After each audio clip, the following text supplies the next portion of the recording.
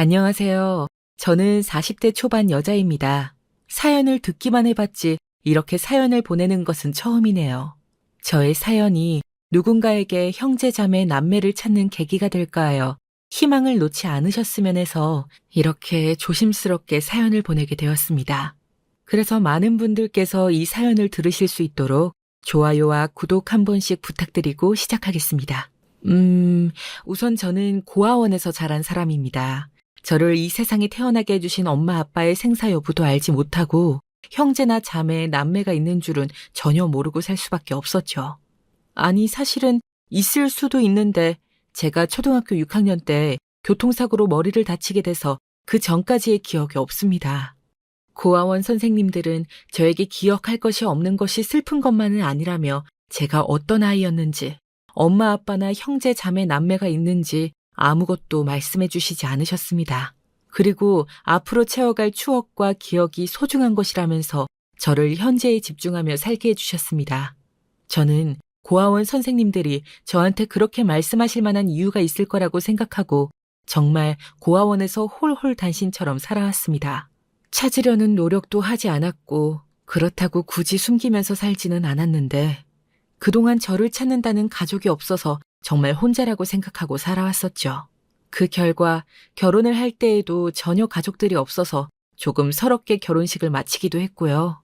그래도 고아원에서 자라 이렇게 남부러울 것 없는 남편을 만난 것이 저는 큰 행운이라고 생각했습니다. 그동안 착하게 다른 사람들을 도우며 살아온 덕을 결혼할 때 보나 보다 그런 생각을 할 정도였으니까요. 저희 남편은 참 정이 많은 사람이었습니다. 저와는 다르게 유복한 집안에서 자랐고요. 공부도 잘하는 사람이었습니다. 제주도에서 나고 자라서 열심히 공부한 실력으로 서울로 올라와 고려대를 졸업했고 졸업과 동시에 삼성에 들어간 인재였죠. 그렇게 진취적이고 성취를 향한 삶을 사는 남편이 참 멋져 보였습니다. 그래서 덜컥 결혼을 승낙한 것도 있었습니다. 이렇게 멋진 사람이 저한테 좋아한다고 사랑한다고 평생을 약속하자고 하니까요. 그런데 그렇게 쉽게 결혼을 승낙한 탓일까요? 남편이 저 말고도 다른 사람에게도 그렇게 쉽게 홀랑 빠질 수도 있는 사람이란 걸 너무 늦게 알아버렸습니다. 남편과 저는 신혼여행에서 아이를 가졌고 그렇게 결혼 첫 해에 쌍둥이 아들 둘을 낳아 행복하게 알콩달콩 잘 키우면서 살아왔습니다. 그렇게 세월이 흘러 저는 남편과 함께 평탄한 생활을 했습니다. 가정주부로 아이들을 돌보면서 어느덧 쌍둥이 아들 둘이 초등학교에 입학하게 되었죠. 아이들을 키우는 세월은 정말 눈 깜짝할 사이에 흘러가 버리더군요. 그때까지 별 문제 없이 남편은 회사 일을 묵묵히 해내며 승진을 향해 달려가고 있었고 야근도 불사하면서 열심히 회사 생활을 했습니다. 저는 그런 남편 뒷바라지를 열심히 하면서 아이들도 챙기고 그것이 저의 행복이라고 생각하며 살아왔습니다. 그러던 어느 날 정말 갑자기였습니다. 남편이 갑자기 집을 나가겠다고 답답해서 못 살겠다고 자유롭게 살고 싶다면서 집을 나가버렸습니다. 여보, 어떻게 당신이 나한테 이래요? 우리 영민이 영호는 생각 안 해요? 이제 애들 겨우 초등학생이야. 제발 다시 생각해줘요, 네? 당신이 이럴수록 내가 숨이 막혀오는 거야. 난 한시도 집안에 못 있겠어. 답답해 미쳐버릴 것 같다고. 당신이 잘못한 게 아니라 그냥 내가 자유롭게 살고 싶어서 그래. 우리 이혼하자. 이혼? 이혼이라뇨. 절대 안 돼요. 그동안 당신이랑 애들만 보고 산 세월이 얼마인데 이제 와서 이혼이라니. 절대 그렇게 못 해줘요. 제발 생각을 바꿔줘요. 갑자기 이러면 난 어떡하라고. 당신 이렇게 무책임한 사람이었어요? 정말 미안한데 그냥 나랑 이혼해줘. 어? 부탁이야, 제발. 나 오늘부터 짐 싸서 나갈 거야. 이해해줘. 여기 이혼 서류 놓고 간다. 미안해. 나간다고요?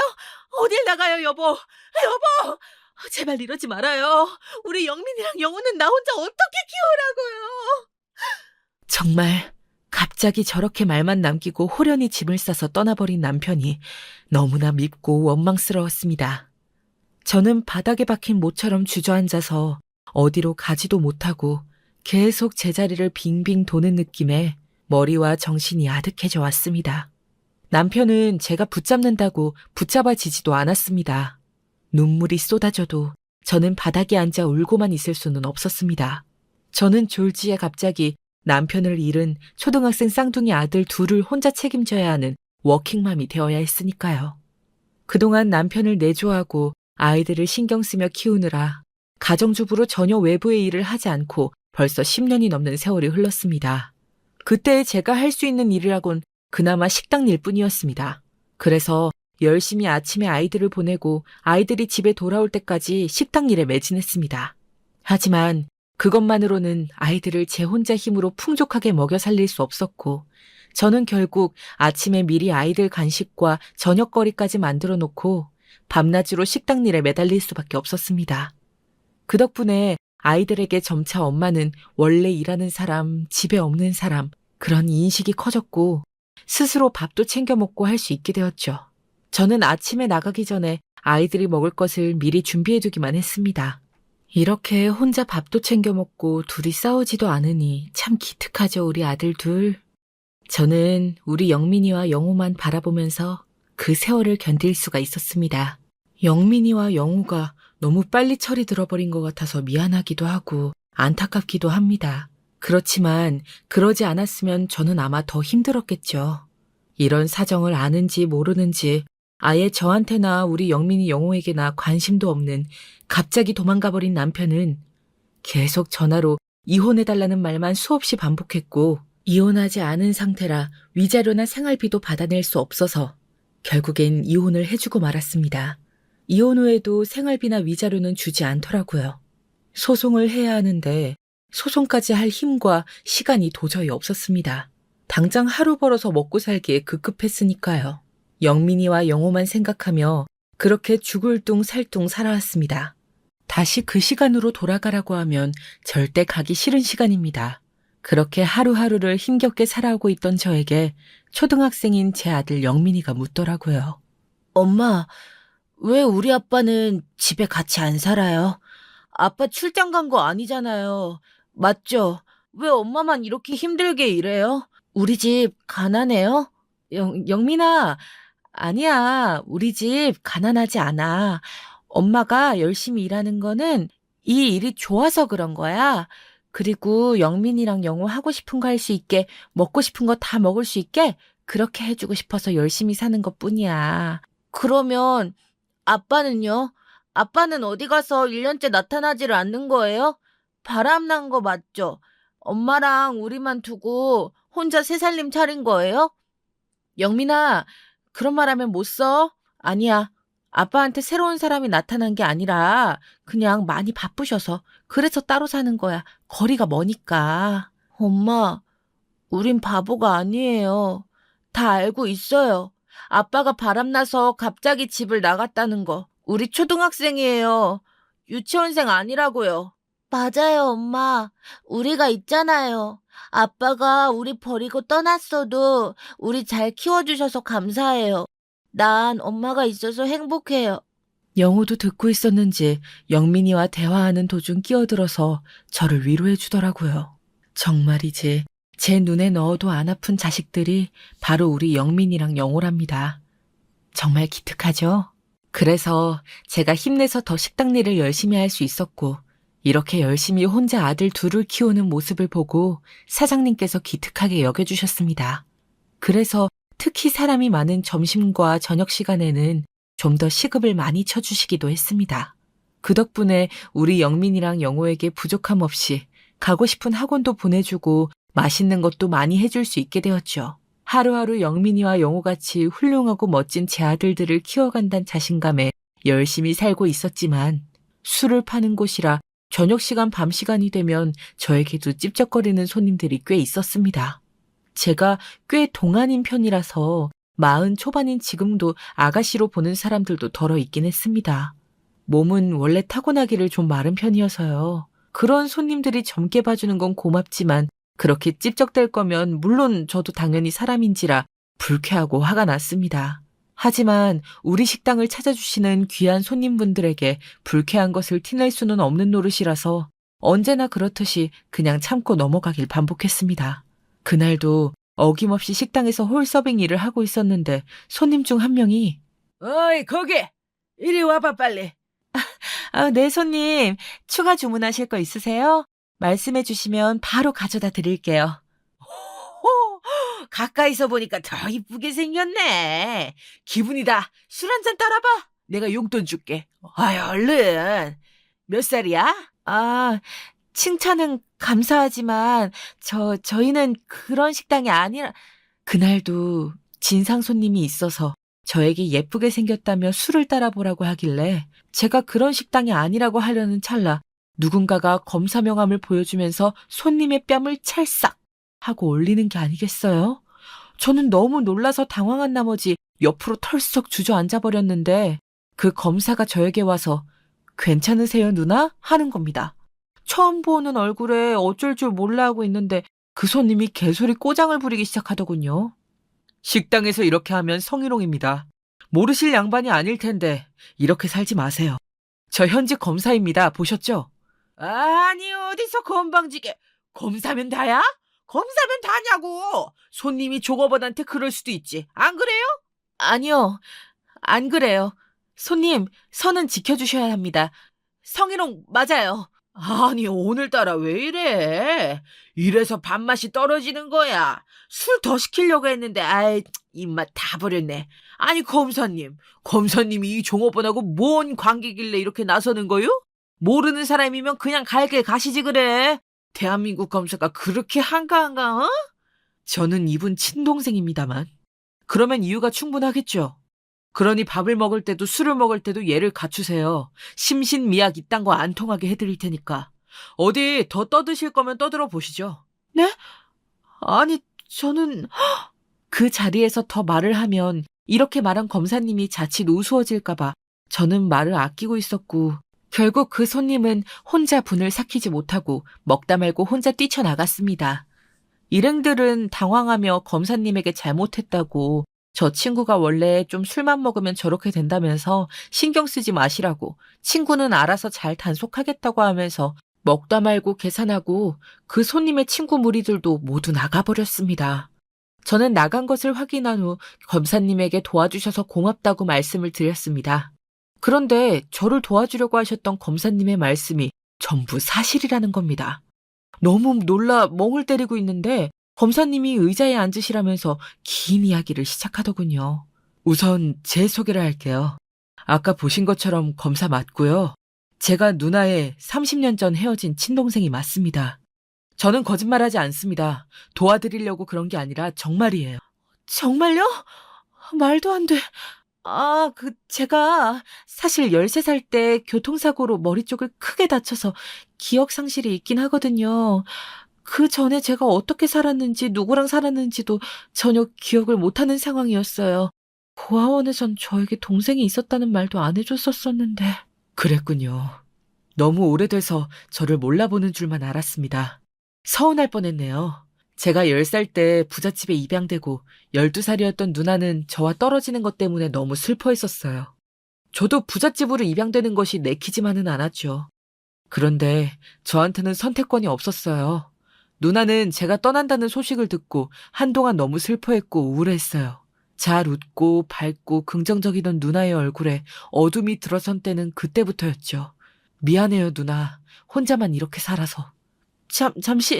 잠시만요. 그러니까 지금 12살 때까지의 기억 속에 동생이 있었다는 거죠?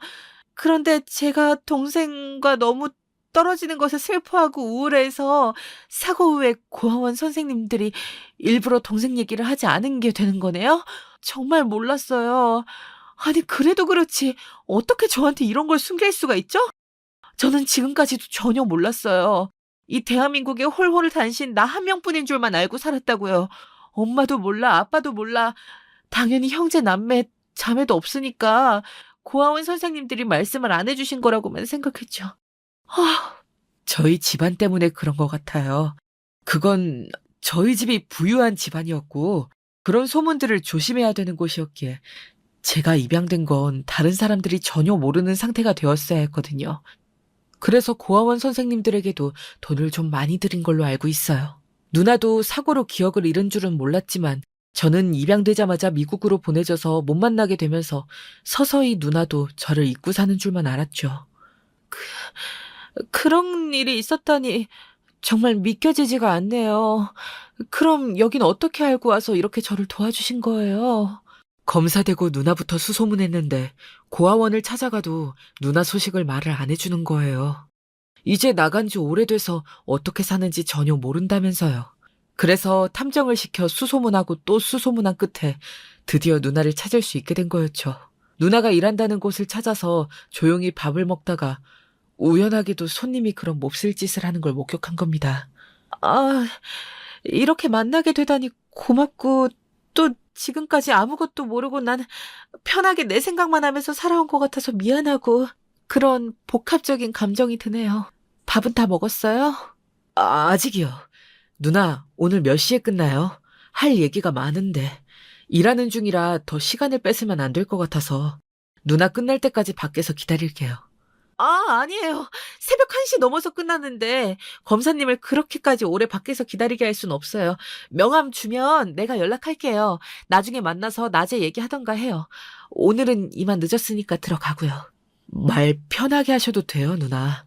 내 기억 속의 누나는 밝고 명랑하고 쾌활하고 나한테 누구보다 편하게 대하는 사람이었어요. 그럼 이거 제 명함입니다. 편하실 때 연락 주세요. 이렇게라도 뵙고 나니 좀 마음이 놓이는 것 같아요. 반가웠어요, 누나. 말 놓아볼게. 고마워. 이렇게 찾아와줘서.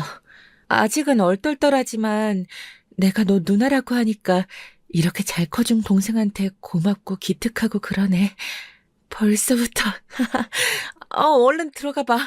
명함 전화번호로 연락할게. 누나. 난 내일 점심도 괜찮으니까 누나 스케줄 가능할 때 연락 줘. 친동생이란 검사님을 보내드리고 다시 와서 식당 일에 집중하는데 정말 집중이 잘 안 되더라고요.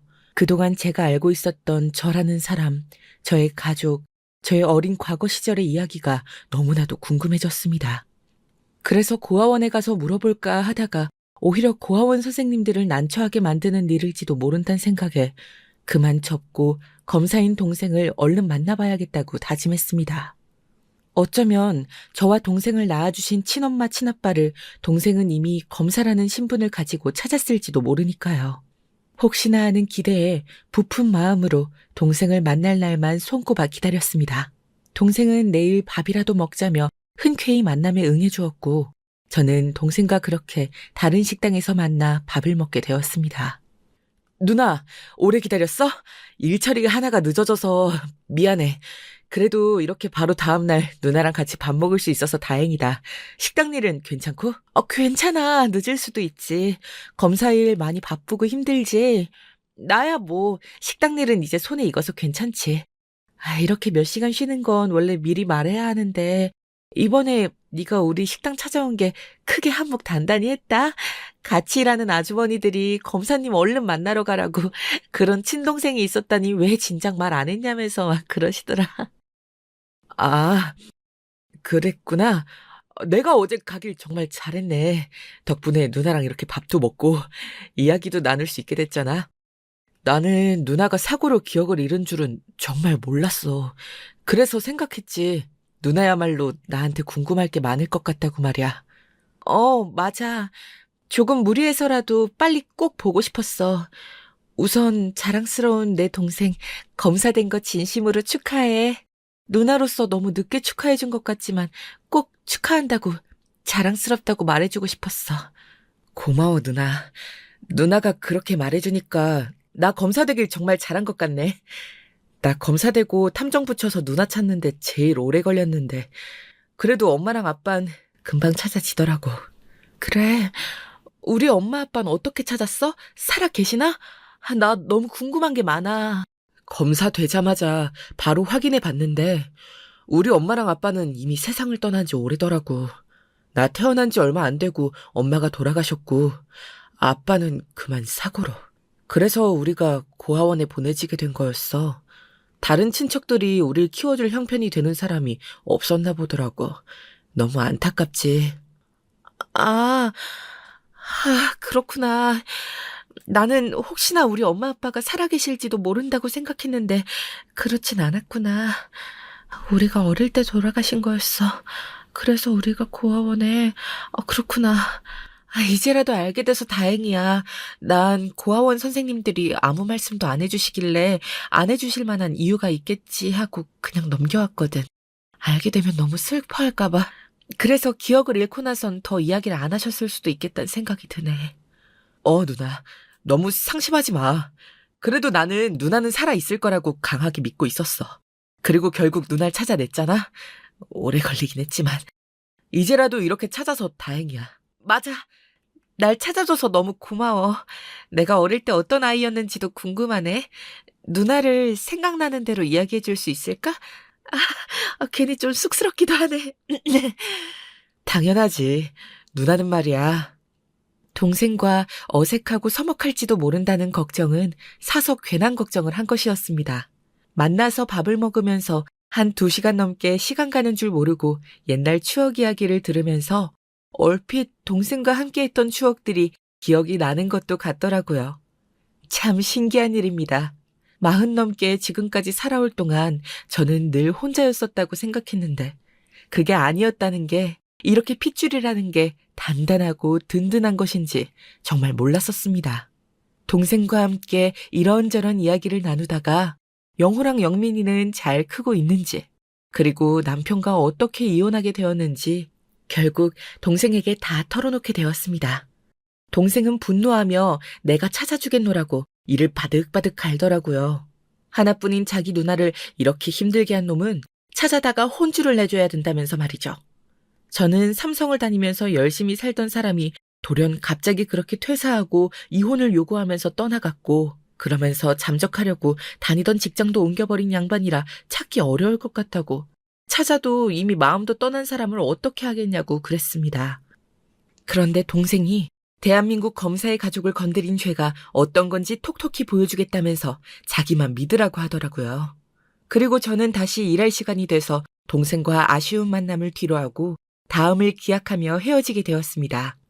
그리고 일을 하면서 그래도 그동안 궁금한 것들이 풀렸기 때문인지 다시 열심히 일에 집중하였고 그러면서 동생이 으름장을 놓았던 도망간 남편을 찾겠다던 일을 새까맣게 잊고 살고 있었습니다. 그러던 어느 날 동생이 갑자기 남편을 찾았다고 하는 겁니다. 내현녀와 함께 살고 있다는 소식이었습니다. 누나, 이런 놈은 내가 찾아가서 혼쭐을 내줄게. 그렇게 갑자기 나간 게 그 내연녀 때문인 게 분명하잖아. 이 책임감도 없는 놈. 누나만 허락해줘. 내가 혼쭐 내는 건 시간 문제니까. 정말 그게 맞았구나.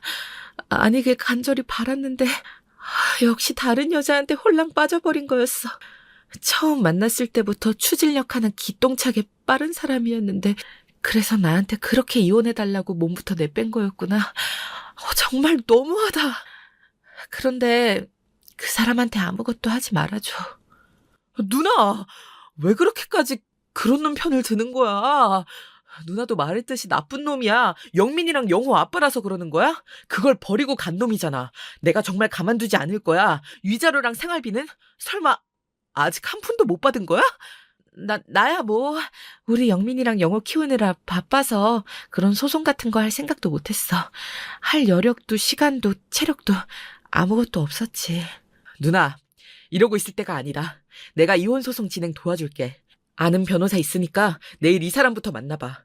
이건 반드시 소송을 걸고 이길 수 있는 싸움이야. 누나가 그렇게 힘들게 일하면서 살 때 누나 남편은... 됐어. 일단 소송부터 진행하자. 이제 누나 덜 고생하게 내가 만들 거야. 고마워. 우리 동생밖에 없네. 나는 여태껏 약자로 계속 살아왔는데 너 때문에 갑자기 강자가 된 기분이야. 남편한테는 소송에서 받아낼 거 받아내는 걸로 갚아주면 난 그걸로 충분할 것 같아. 그래 누나. 내가 어떻게든 이놈 가진 거 탈탈 털어서라도 누나한테 위자료랑 생활비 꼬박꼬박 지급하게 만들 거야. 그리고 그딴 놈은 버리는 게 속편한 건 사실이니까 대차게 버리고 새 인생 살자고. 너 때문에 이미 새 인생 사는 기분이야. 고마워 정말로. 아니, 정말로. 새 출발하자는 뜻이야. 누나, 나 누나 처음 해봤을 때 나보다 어려 보여서 놀랐잖아. 물론 나도 동안이긴 하지만 누나는 더 엄청난 동안이잖아. 내 검사 동료 선배 중에 돌싱인데 정말 인성도 괜찮고 누구보다도 아끼는 사람이 있어. 그분이 누나 사진 보고 반해서 나한테 자꾸 소개시켜달라고 하는 중이야. 어? 뭐라고? 지금 농담하는 거지. 아니야, 진짜야. 어차피 그런 나쁜 놈 잡아서 족치고 상대하느니 이젠 우리 누나 꽃길 걷기 하는 게 훨씬 더 나은 길이잖아. 누나만 괜찮다면 내 선배 한번 만나보는 거 어때? 너무 잘 어울릴 것 같은데. 나야 좋지. 고마워. 근데 이래도 되나 모르겠다. 제 동생은 너무나 기뻐하며 제가 자신의 동료 선배 검사를 만나보겠다고 하자 바로 전화를 걸어 약속을 잡기 시작했습니다. 저는 얼떨떨한 마음에 당황스러웠지만 제 동생이 이렇게까지 신경을 써주는데 믿져야 본전, 좋은 사람이라고 생각하고 한번 밥만 먹고 와야지 하는 생각으로 동생 주도 소개팅에 나가게 되었습니다. 제가 일하는 시간도 있고 해서 저의 시간에 일부러 맞춰주는 섬세함까지 정말 따뜻하고 자상한 사람이었습니다. 이야기를 하다 보니 돌싱이라는 공통점과 이혼에 대한 아픔, 그리고 딸 하나를 혼자서 잘 키워내고 있는 멋지고 훌륭한 분이셨습니다. 저는 너무 감개무량한 생각이 들어서 눈물이 살짝 나더라고요. 그분께서는 놀라서 눈에 먼지라도 들어갔냐고 괜찮냐고 물어봐 주셨습니다. 그 모습까지 어찌나 자상한지 제가 영민이와 영호만 아니라면 먼저 사랑 고백을 할 수 있을 만큼 매력적이고 멋진 사람이었습니다. 그러나 동생과 너무 가까운 사람이기도 하고 섣불리 만나다가 헤어지게 되면 둘 사이에 걸림돌이 될까봐 더욱 조심스러워지더라고요. 미니 씨, 저는 진지하게 앞으로도 계속 미니 씨를 만나고 알아가고 싶은데 혹시 불편하실까요? 저도 오늘 너무 즐거웠고 성원 씨가 너무나 좋은 사람이라는 거 알아버렸는데 제가 아무래도 조심스러워지네요. 동생 소개이기도 하고. 혹시 제가 마음에 들지 않는 게 아니시라면 그 부분은 전혀 걱정하지 않으셔도 됩니다. 만약 저희가 잘 안 되더라도 그런 걸로 저희 사이가 틀어질 일은 없습니다. 미니 씨 동생은 제가 정말 아끼는 후배거든요. 그래서 미니 씨 동생이 저를 미니 씨한테 소개해 준 것도 사실이고요. 하지만 부담은 드리고 싶지 않습니다. 편하게 말씀해 주세요. 당연히 저는 성원 씨가 마음에 들죠. 다만 그거면 된 겁니다. 간결한 대답 감사드려요. 하지만 뒤에는 거절의 의미라면 나중에 들어도 될까요? 저는 미니 씨가 정말 마음에 들거든요. 계속 보고 싶을 만큼이요. 부끄럽네요. 좋게 봐주셔서 너무 감사합니다. 저도 저희 동생이랑 너무 가까우신 사이신 것 같아서 고민을 했는데 또 동생이랑 전혀 서먹해질 사이가 아니라고 미리 말씀을 주시니까 저도 마음을 열어도 괜찮을 것 같아요. 우리 만나봐요. 마음 받아주셔서 감사해요, 미니 씨. 그럼 다음엔 우리 어디서 볼까요? 동생의 선배분은 정말 따뜻하고 배려심 넘치는 사람이어서 제가 걱정하고 있는 부분도 바로 눈치채시고 먼저 배려하는 말을 건네주는 사람이었습니다. 그래서 더욱 빠르게 빠져들었고 우리는 서로 사랑하는 사이가 되었습니다. 이제는 남자친구라고 불러야겠죠. 남자친구의 딸은 저희 영민이 영호보다도 어린 꼬마 아가씨였습니다. 다 같이 만난 적이 있었는데 영민이와 영호는 남자친구의 딸을 챙겨주며 셋이 재밌게 놀더라고요. 그 모습을 보니까 너무 행복하고 또 안심이 되었습니다. 다행이라는 생각이 가장 컸던 것 같습니다. 세 명이서 즐겁게 노는 모습을 보고 있으니까 남자친구도 안심을 하는 것 같았고요. 긴장했던 저의 마음을 따뜻하고 자상한 말과 행동으로 녹여주더라고요.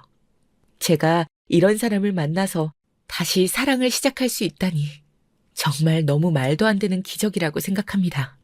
제가 기억을 잃었던 세월 동안 잊고 살아온 헤어진 지 30년 된 검사 동생을 찾지 못했더라면 이런 행복한 순간이 제 인생에 다시 찾아올 수 있었을까요?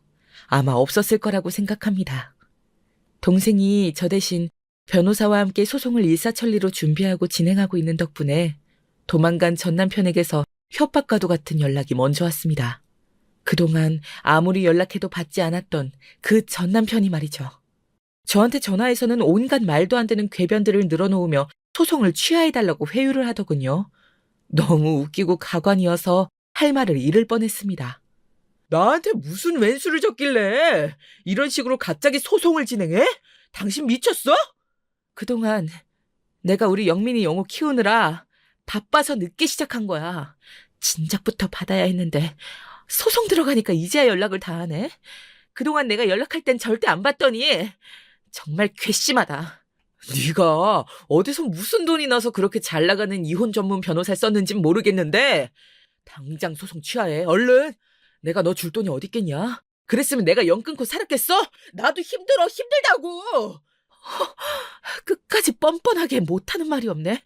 난 얼마 전에 내 친동생을 찾았어. 30년 만에 만났는데 여전히 똑똑하고 잘 자라줬더라. 내 동생은 현직 검사야. 당연히 아는 변호사도 많겠지. 그리고 내가 너 뒷조사도 안 했을 것 같아? 이미 알아. 네가 나 떠난 이유. 내연녀 때문이잖아. 아니야.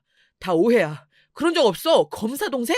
참나, 그걸 왜 이제 말해? 굳이 밝힐 필요도 없지. 나한테 아무도 도와줄 사람 없는 고아라고 그랬던 거 당신 아마 기억할 거야. 그래서 날 깔보고 무시한 건가? 이런 소송도 못할 줄 알고?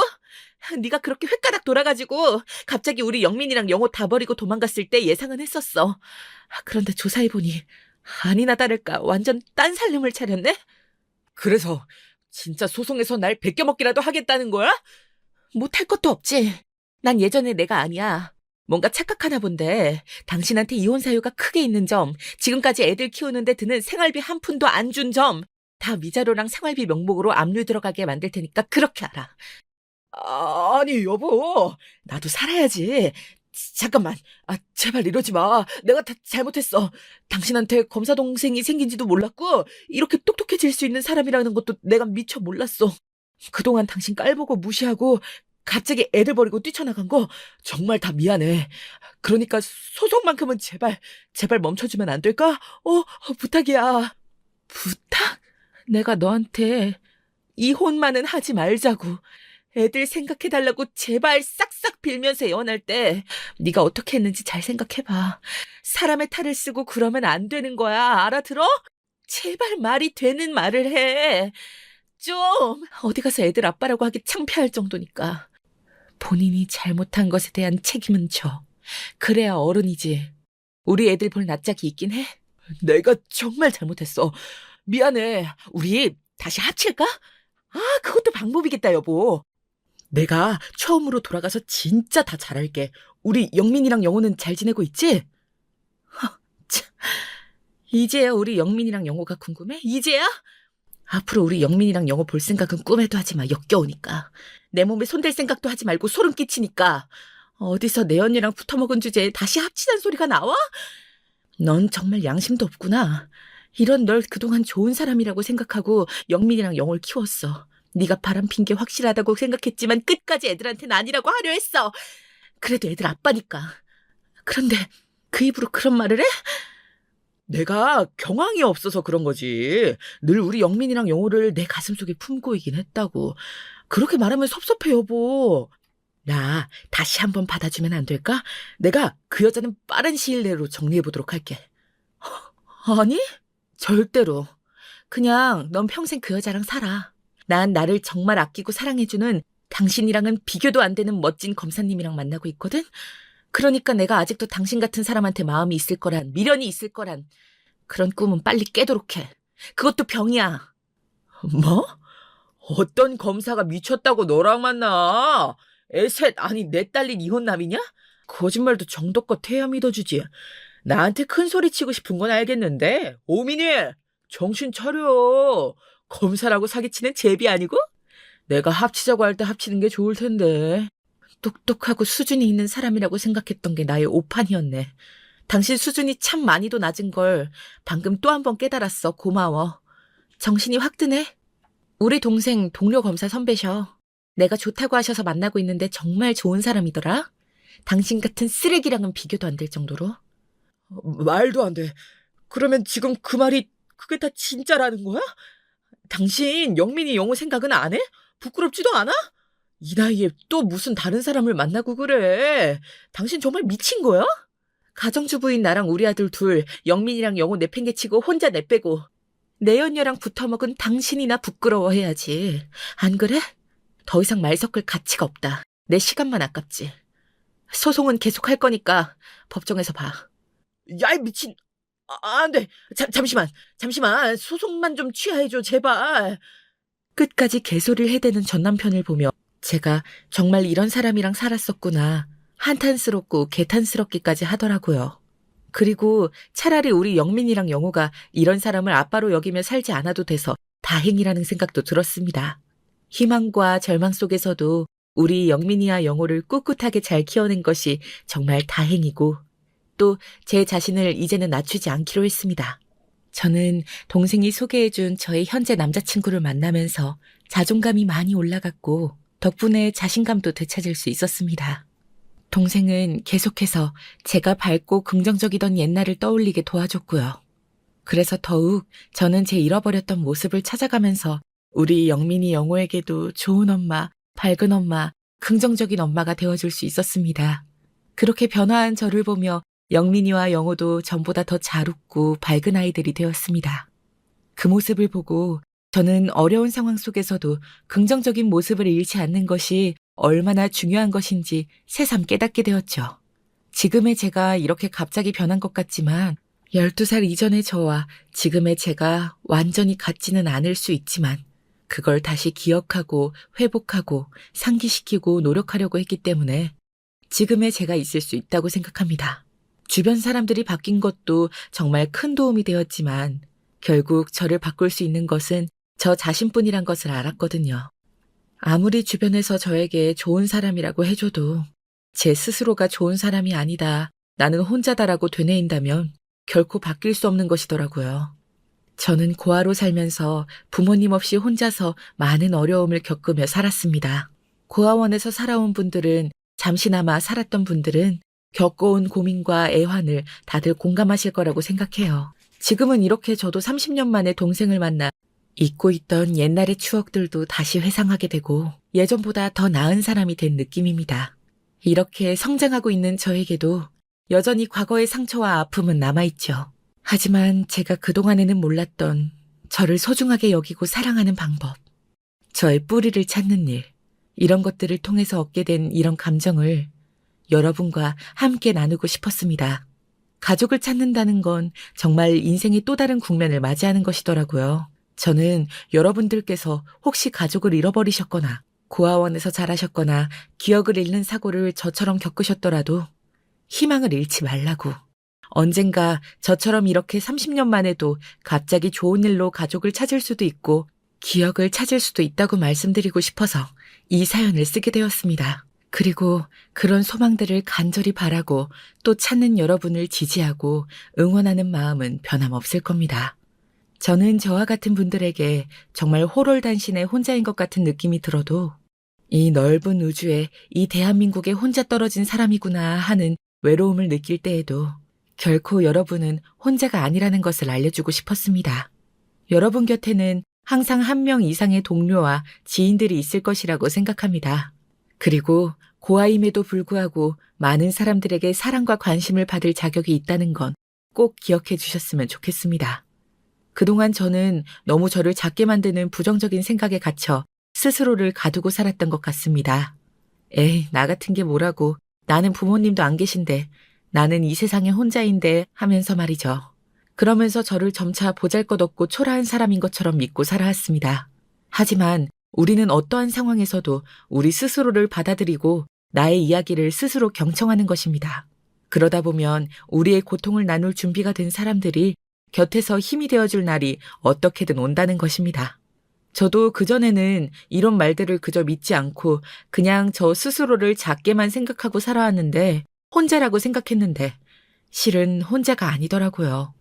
우리는 어린 시절부터 혼자서 많은 어려움을 극복해온 사람들이잖아요. 그런 상황에서라도 포기하지 않고 계속해서 앞으로 나아간 사람들입니다. 지금 이 사연을 듣고 있다는 것이 바로 그 증거이죠. 우리의 강인함과 끈기는 놀라울 정도로 훌륭한 것이라고 생각합니다. 우리는 이미 많은 것을 이겨내고 성장해왔으며 그것은 우리가 얼마나 강하고 특별한 존재인지를 보여주는 것입니다. 그래서 쉽게 포기하거나 삶 속에서 힘든 일이 닥쳐올 때마다 우리의 강인함과 끈기로 여기까지 온 사람들임을, 혼자가 아님을 다시 한번 말씀드리고 싶었습니다. 그리고 그 많은 희망과 사랑을 포기하지 마세요. 저도 한때 저의 희망과 사랑을 포기할 뻔했습니다. 저희 남편이 저와 어린 두 아들을 버리고 갑자기 혼자 도망쳐 버렸을 때죠. 그 전에도 희망을 버리고 살아오기도 했습니다. 나 따위가 뭐라고 이런 못난 생각들로 가득했죠. 하지만 지금 저는 여실히 느낍니다. 우리는 어려운 과거를 가지고 있음에도 불구하고 우리의 희망을 가져야 한다는 것을 말이죠. 우리의 미래는 단지 과거에 의해 정해지지 않는다는 사실을 이제 너무나도 잘 알겠거든요. 우리는 자신의 꿈을 향해 나아갈 수 있고 저의 사연이 여러분들 곁에서 여러분께서 원하는 삶을 이룰 수 있도록 돕는 촉진제 역할을 했으면 좋겠습니다. 그리고 힘들 때는 그저 힘듦을 묵묵히 살아내기보다는 주변에 이야기하고 도움을 청하세요. 저도 힘든 시절을 견디고 또 살아오면서 제가 열심히 사는 모습을 보고 식당이라는 곳에서 사장님이 더 많은 시급을 주시기도 하고 그렇게 한 발자국씩 더 나은 길로 가게 된 것 같습니다. 주변의 사랑과 지지를 받으면서 우리의 미래를 만들어 나가는 것을 두려워하지 말고 누리시길 바라겠습니다. 그렇게 저의 사연이 누군가에게 또 여러분에게 희망과 사랑이 되어 전해지면 좋겠습니다. 제가 언제나 여러분을 응원하도록 하겠습니다. 우리는 강하고 사랑받을 가치가 있는 존재들이니까요. 혼자라고 느껴지실 때마다 이 사연을 한 번씩 떠올려주세요. 저와 제 남자친구의 새 출발도 함께 댓글로 응원해 주시면 정말 큰 힘이 될 것 같습니다. 여러분들이 저라면 어떨 것 같으신가요? 30년 만에 찾아온 동생이 검사가 되어 잘 자라주었고 제가 밝고 긍정적인 아이였다는 추억을 되살려주었고 사실 사연을 쓰는 지금까지도 아직 믿기지 않은 일들 투성이라고 생각합니다. 그래도 열심히 살면 언젠가 복이 온다고 이렇게 동생이 저를 찾게 되는 날이 와주었네요. 지금까지 못 찾은 가족이 있으신 분들, 혼자라고 느끼시는 분들, 가족은 이렇게도 만들어질 수 있고 또 제가 지금의 남자친구처럼 좋은 사람을 만나서 새롭게 가족의 인연을 만들어갈 수 있게 된 것도 다 끝까지 책임감 있게 저희 아들 둘을 열심히 키워온 세월에 대한 보답이기도 한 것 같고 잘 모르겠습니다. 신이 있다면 그동안 원망했던 게 미안할 정도로 지금은 참 행복합니다. 물론 조금이라도 더 빨리 동생이 저를 찾을 수 있었다면 이 행복은 조금 더 빠르게 저에게 닿았겠죠. 하지만 괜찮습니다. 그 세월이 있었기에 지금의 소중함을 더 가치 있게 느낄 수 있는 것 같거든요. 그러니 제가 이제는 용기 내 이런 사연을 써서 사연을 들어주신 분들과 그 주변에 이런 희망과 꿈을 전하고 싶어서 사연을 보내는 것입니다. 제가 응원하는 내용은 여러분께서 우리가 강하고 사랑받을 만한 가치가 있다는 것을 잊지 않아달라는 것입니다. 어려운 시기를 겪었어도 이제는 새로운 시작을 맞이할 준비를 하세요. 우리의 미래는 당장은 어두워 보일 수도 있지만 그 속에서도 밝고 희망찬 것이 분명 존재할 것입니다. 언제든지 여러분의 사연을 저처럼 나누어 주세요. 댓글로 남겨주셔도 좋을 것 같습니다. 서로 응원하면서 서로의 행복을 응원해주고 빌어주면 작은 힘들이 모여 큰 힘이 되지 않을까요? 우리는 모두 세상에 하나밖에 없는 특별하고 소중한 존재라는 걸 명심해주세요. 저는 지금까지 저의 긴 이야기를 들어주신 여러분께 감사드리며 여러분들께서 소중한 사람들과 행복한 삶을 살아갈 수 있기를 진심으로 바라겠습니다. 감사합니다. 안녕하세요. 서울에 사는 아이 둘 키우는 워킹맘입니다. 저는 평생 소탈하게 살아왔고 또 아이들에게도 현재에 만족하는 소박한 삶을 가르치며 살고 있는데요. 그런 저를 제 아주버님이 쉽게 보고 만만하게 대해서 굉장히 화가 났던 이야기를 들려드리려고 합니다. 먼저 제 얘기를 조금 할게요. 저는 가난한 집에서 태어나 엄마, 아빠가 저희를 정말 힘들게 기르시는 과정을 두 눈으로 다 보고 자랐습니다. 그래서 우리 집안을 일으킬 수 있는 방법은 장녀인 제가 열심히 공부를 해서 성공하는 수밖에 없었어요. 정말 억척스럽게 공부했습니다. 문제집 살 돈이 없어서 동네에 폐지 모으는 곳을 뒤적거리며 헌 문제집들을 겨우 주워서 그걸로 밤새서 공부했습니다. 대부분은 표지랑 앞장은 다 뜯겨져 나간 상태 안 좋은 문제집이었는데다가 이미 빼곡히 글자가 적혀 있어서 내용을 파악하기에도 쉽지 않았습니다.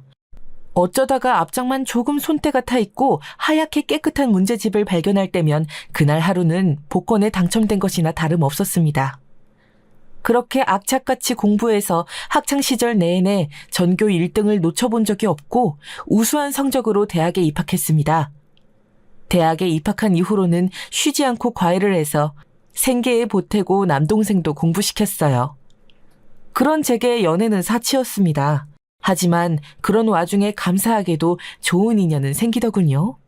남편과는 대학 동아리에서 처음 만났어요.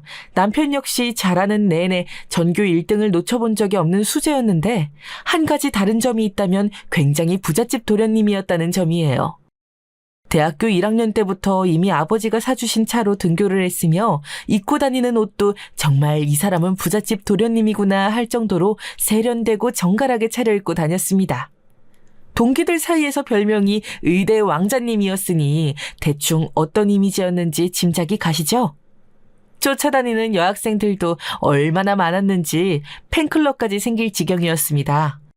그에 반해 저는 공부밖에 모르던 공대 아름이었기 때문에 늘 행색이 초라했습니다. 옷은 대부분 동대문이나 동묘에서 최대한 싸게 구한 것들이었고 남편처럼 대단한 패션 센스가 있었던 것도 아니기 때문에 저를 여자로 보는 남학생들은 거의 없었습니다.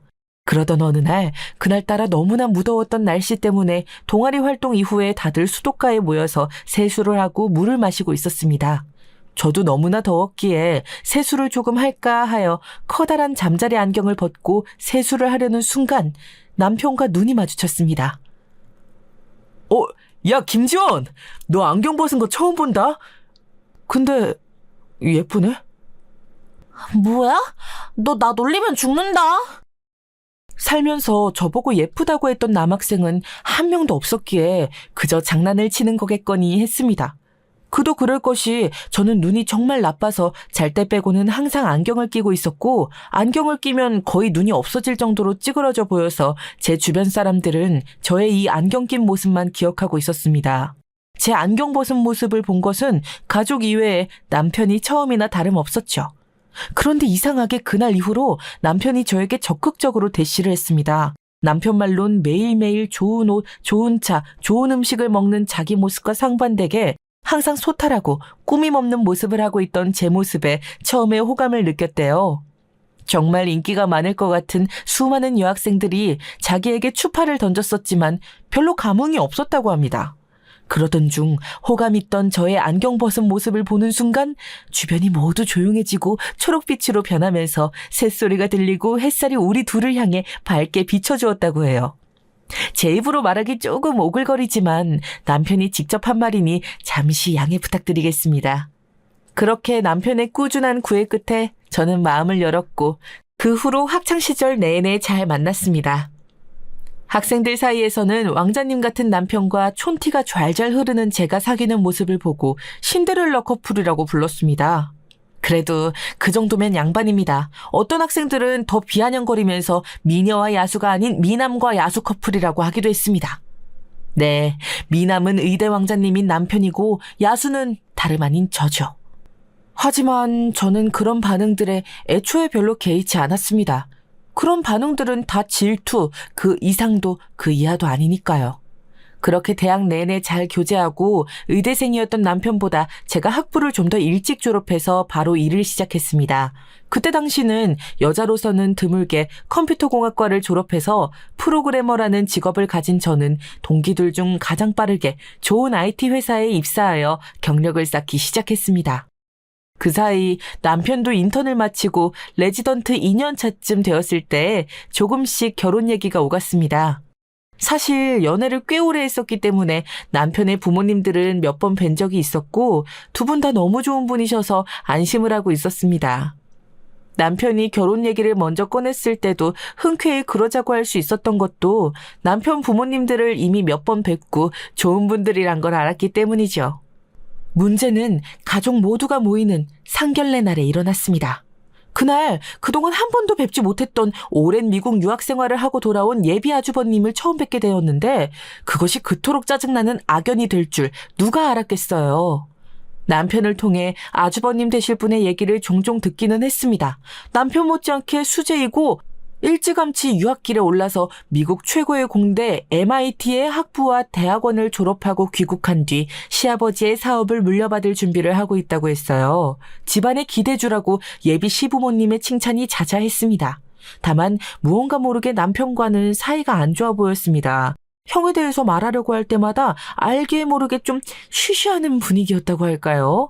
그러던 중 이제 상견례를 하게 될 때가 되자 남편은 조금씩 형에 대한 이야기를 풀어놓기 시작했습니다. 지원아, 사실 그동안 우리 형에 대한 얘기는 잘 하지 않았지. 나도 이번 결혼 준비하면서 우리 형이 제일 걱정되었는데 이제 와서 이야기 꺼내본다. 그게 무슨 소리야? 아주버님 되실 분이 왜? 사실 우리 형이 뛰어난 인재인 것은 맞지만 성격에 좀 문제가 좀 있어. 쉽게 말해 지 잘난 맛에 사는 인간인데 그게 좀 다른 사람을 불편하게 해. 근데 뭐 그런 사람이 한둘인가? 게다가 아주버님이랑 내가 직접 부딪힐 일이 얼마나 많이 있으려고. 사실 그때까지만 해도 생각에 그랬습니다. 결혼을 해서 시부모와 갈등을 겪는다는 얘기는 많이 들어봤어도 시아주버님과 갈등을 겪은 사람 얘기는 잘 못 들어봤거든요. 아주버님의 성격이 조금 이상해도 어차피 시부모님들보다도 더 적게 마주칠 거고 시부모님 되실 분들은 아주 젠틀하고 매너 좋으신 분들이었기 때문에 그 부분은 걱정이 없었으니까요. 하지만 인생은 언제나 설마 하는 생각이 뒤통수를 때리곤 하죠. 그게 우리 엄마 아빠가 또 형 말이라면 껌뻑 죽어서 너가 생각하는 것보다는 형이랑 마주치는 일이 많을 거야. 그게 무슨 말인지 도무지 모르겠네. 아주버님한테 껌뻑 죽는 거랑 나랑 많이 마주치는 건 또 무슨 상관이래? 남편이 남긴 알 수 없는 말을 한 지 며칠이 되지 않아 상견례 날이 되었을 때 저는 남편이 왜 그렇게 조심스레 쭈뼛쭈뼛 아주버님이 어떤 사람인지 얘기한 이유를 알게 되었습니다. 너무나 명확하게요. 반갑습니다. 저는 준석이 진영 최준원입니다. 말씀은 많이 들었습니다. 사돈 어른들도 이쪽으로 앉으시죠. 처음 마주한 아주버님은 굉장히 자신감이 넘치고 호탕해 보였습니다. 시부모님이 나서기도 전에 먼저 분위기를 주도해서 서로를 인사시키고 저희 부모님과 남동생까지 안내하는 모습에서 처음에는 남편이 말한 꺼림칙한 부분을 전혀 눈치채지 못했습니다. 그런데 다음으로 이어진 아주버님의 말에 저와 저희 가족들은 경악을 금할 수 없었습니다. 사실 제가 이 결혼을 많이 반대했었습니다. 저희 집안이 눈이 굉장히 높은 편이어서 준석이 녀석 아내 될 사람을 오랫동안 고르고 정말 심사숙고해야 하는데요. 글쎄 이 녀석이 지원 씨를 결국엔 포기를 못하지 뭡니까. 웬만하면 제가 그냥 못 이기는 척 넘어가려고 했는데 또 사돈 댁이 많이 가난하시다는 얘기를 듣게 됐지 뭐예요. 그럴 거면 차라리 저처럼 결혼을 하지 말라고 준석이 녀석에게 귀에 딱지가 않도록 얘기했는데 결국엔 이 형 말을 안 듣고 결혼을 한다고 하더군요. 제가 처음으로 이 녀석한테 손들었습니다. 저는 바로 이어지는 아주버님의 도를 넘는 발언에 처음에는 농담을 좀 과하게 하시는 건가 했습니다. 초면에 굳이 하지 않아도 될 말을 하는 것도 이상한데 다른 날도 아닌 상견례 날 부모도 아닌 본인이 왜 이 결혼을 반대했네, 우리 집이 가난하네 마네 이런 얘기를 늘어놓는 건지 도무지 이해가 가질 않았습니다. 엄마 아빠는 많이 당황하셨지만 두 분 다 워낙 무고로인이시라서 그저 짓궂은 농담 정도로 여기고 그냥 넘어가시려고 하셨습니다. 우리 지원이가 사돈 댁에 그다지 마음에 들지 않으셨었나 봅니다. 그래도 이렇게 상견례 자리까지 마련해 주신 걸 보면 우리 딸을 가족으로 맞이하시기로 결심을 굳히신 거지요? 맞습니다. 제가 무능력하여 우리 지원이 지찬이를 가난하게 키웠지만은 우리 지원이가 워낙 능력이 특출나서 이 아비의 무능력함을 다 메꾸고 집안을 펄떡 일으켰지 뭡니까? 저는 물론이거니와 성격이 불같은 남동생도 아주버님의 도를 넘는 발언에 얼굴이 울그락불그락하고 있었지만 아빠가 좋게 넘어가려고 애쓰시는 모습을 보니까 차마 저희가 나서서 화를 낼 수 없는 노릇이었습니다. 그런데 이어진 아주버님의 말이 더 가관이었습니다. 재수 씨가 능력이 특출나요? 한국에서는 서울대 나온 게 꽤 자랑할 만한 거겠죠.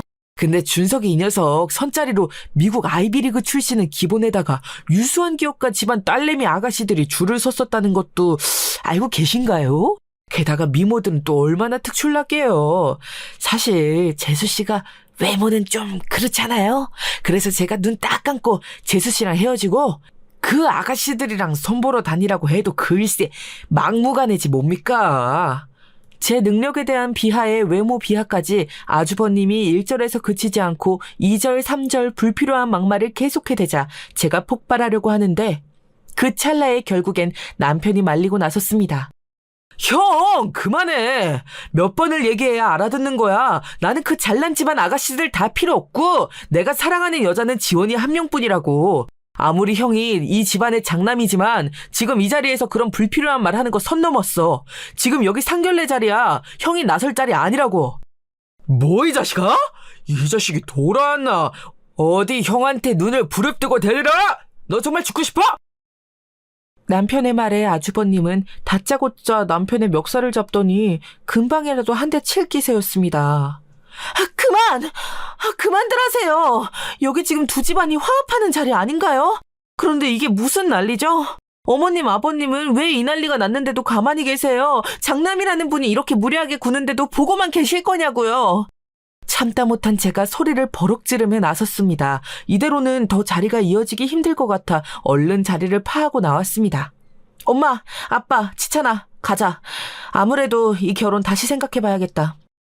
준석아, 우리 간다. 잘난 네 형님이랑 잘 먹고 잘 살아. 저는 그 길로 냅다 뒤도 안 돌아보고 자리를 나서는데 그 잘난 아주버님이 저희의 뒤에다 대고 쏘아붙였습니다. 어이구, 내가 이럴 줄 알았지. 이래서 없는 집안이랑은 사돈을 맺으면 안 돼. 이것 봐, 금방 인성미천 드러나잖아. 정말 먹던 음식을 들어서 아주버님의 얼굴에 투척하고 싶었지만 그랬다가는 똑같이 무례한 사람이 되는 것 같아서 꾹 참고 그 길로 뒤도 안 돌아보고 집으로 돌아왔습니다. 돌아오는 내내 엄마 아빠에게 그리고 동생에게 미안해서 얼굴을 들 수가 없었습니다. 결혼에 대한 모든 것이 순조로울 줄만 알았는데 난데없이 아주버님이라는 복병이 등장해서 모든 것을 다 망쳐놓았습니다. 상견례 자리를 그렇게 파하고 남편에게서 오는 전화를 며칠간 피했습니다. 처음에는 남편한테도 화가 나서 그랬는데 생각해보니까 남편에게 화를 낼 일이 아니었습니다. 남편이 아주버님에 대한 대략적인 언급을 이미 해두었는데 오히려 제가 대수롭지 않게 생각하고 더 묻거나 대책을 세우지 않은 저의 잘못도 있는 것 같았습니다. 하지만 이 결혼을 어찌할지 도무지 머릿속이 정리가 되질 않아 며칠을 더 그렇게 보냈습니다. 그렇게 저희 가족이 상상도 못할 불쾌한 일을 겪은 지 일주일 정도 지나서였습니다. 아무리 생각해도 아주버님이라는 존재 때문에 제가 사랑하는 사람과의 결혼을 이대로 파토내는 것은 불합리해 보였습니다. 그래서 남편과 만나서 얘기를 나누었습니다. 그날 기분 많이 나빴지. 내가 대신 사과할게. 우리 형에 대한 대책을 좀 더 함께 간구했어야 됐는데 내가 안 이랬어. 아니야, 너가 왜 사과를 해. 나도 너무 대수롭지 않게 생각했어. 그런데 어쩜 형이 그렇게 무례하게 구는데 어머님, 아버님은 한 번을 제지를 안 하셔? 나는 그것도 좀 놀랐어. 그게 형이 워낙 어렸을 때부터 특출나다 보니까 엄마 아빠가 형을 너무 오냐오냐 키웠어. 거의 왕처럼 컸다니까. 집안의 모든 중심은 형이고 형을 위주로 모든 가족의 대소사가 다 흘러갔어. 형 말이라면 부모님이 그냥 다 들어줬으니까.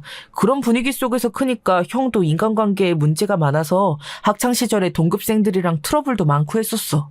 그래서 일찌감치 유학 보내신 거야. 나는 그렇게 형이랑 분리되어서 학창시절을 보내게 됐는데 그게 결과적으로는 나에게는 잘된 일이었지. 부모님이 형 유학 보내고서는 나한테 신경도 많이 써주시고 특히 나에 대해서는 형과는 다르게 인성교육도 철저히 시키시고 사회성 훈련도 많이 시키셨어. 그 결과 지금 직업도 잘 갖게 되고 지원이 너랑도 이렇게 오래 연애할 수 있는 원동력이 됐지. 남편의 말을 들으니 아주버님이 왜 그렇게 제멋대로 구는 사람이 됐는지 또 왜 시부모님의 통제권을 벗어난 사람인지 조금은 이해가 되었습니다. 어릴 때부터 신동소리를 들으며 부모님의 기대를 한몸에 받았으니 콧대가 높아질 만도 했는데 거기서 그치지 않고 부모님이 오냐오냐 키웠으니 인성이 바르게 자라지 않은 것은 불보듯 뻔했습니다. 천만다행으로 남편이 그 가풍에 영향을 받지 않고 바르게 자라주어서 감사할 따름이었습니다. 아직까지도 형은 우리 집에서 왕이야. 유학 가서도 공부 하나는 기가 막히게 잘해서 그 유명한 MIT를 전액 장학금으로 석사까지 마치고 졸업했으니 타이틀 좋아하는 우리 부모님 입장에선 뭐 말 다 했지. 이제 왜 서울대 나온 너랑 나는 형 기준의 눈꽃만큼도 차지 않는지 알겠지. 게다가 안 그래도 왕대접 받았는데 이제는 아버지 사업까지 물려받는다고 하니 아버지 입에서는 자식이 아니고 상전이지 상전. 거기까지도 다 좋다 이거야. 그런데 이제는 형이 내 결혼까지 왈가왈부하기 시작하는데 나는 그거는 도무지 눈뜨고 못 보겠더라고. 부모님도 인정하는 너인데 지가 뭐라고 오지랖을 부려. 그것도 그렇게 무례하게? 그래서 참다 나도 처음으로 그날 형한테 대든 거야. 여기까지 듣는데 남편은 남편 입장에서 할 수 있는 만큼 다 했다는 생각이 들었습니다. 사실 남편이 무슨 잘못이 있겠어요. 오히려 자라면서 형에게 편향된 부모님의 사랑을 섭섭해하지 않고 자기 길을 묵묵히 걸어온 남편이 더 대단해 보이고 오히려 존경심까지 들었습니다. 이런 훌륭한 남편감을 이상한 아주버님 한 사람 때문에 놓치고 싶지 않았습니다. 나도 연락 안 받은 건 미안해. 생각을 좀 정리하느라고 그랬어. 아직도 너 많이 사랑하고 너 같은 남편감 세상에 없다고 생각해. 그런데 결혼은 또 다른 차원의 얘기잖아? 처음에는 아주버님 한 사람이 우리의 결혼 생활에 얼마나 큰 영향을 미칠까 하는 생각에 별로 대수롭지 않게 생각했는데 그날 본 분위기는 그게 아니더라. 앞으로 우리 결혼 생활에도 아주버님이 자꾸 토를 달까봐 그게 너무 걱정이 돼. 지원아, 너가 걱정하는 바가 뭔지 너무 잘 알아. 그냥 우리 둘의 행복한 생각만 하자. 형은 내가 중간에서 어떻게든 잘 제어하고 최대한 안 마주치게 할 테니까 우리 결혼 예정대로 올리자. 형은 결혼식도 못 오게 할게. 부모님은 이미 내가 다 설득해 놓았어. 남편이 이렇게까지 말하는데 지난 오랜 연애 기간과 앞으로 누릴 수 있는 행복한 결혼 생활을 이대로 떠나보내고 싶지는 않았습니다.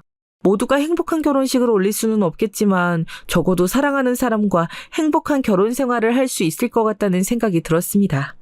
그렇게 우여곡절 끝에 양가는 다시 상견례를 하게 되었고 상견례와 결혼식 모두에 아주버님은 참석을 하지 않았습니다.